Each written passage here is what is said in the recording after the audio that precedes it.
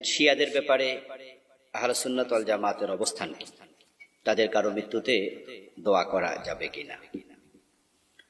আসলে শিয়াদের আকীদার ব্যাপারে তো আহলুস সুন্নাত ওয়াল জামাতের সকলে আমরা স্পষ্ট যে তাদের আকীদা প্রশ্নবিদ্ধ। তাদের কেউ কেউ একবারে কুফরি পর্যন্ত গড়িয়ে যায়। তাদের কারো কারো আকীদা কুফর পর্যন্ত না গেলেও তারা অনেক রকমের শিরকে লিপ্ত।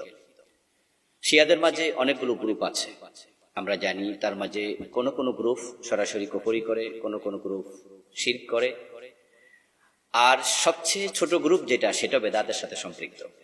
শিয়াদের মাঝে বেদাত করে না এমন শিয়া পাওয়া খুবই কঠিন। তাদের আকীদার প্রশ্নে আমরা নিশ্চয়ই প্রশ্ন রাখি, এই জন্য তাদেরকে আমরা ফেরকায়ে দাল্লাহ বলে থাকি। তারা পথভ্রষ্ট সম্প্রদায়। তবে সকলকে এক বাক্যে কাফের বলে দেওয়ার কোনো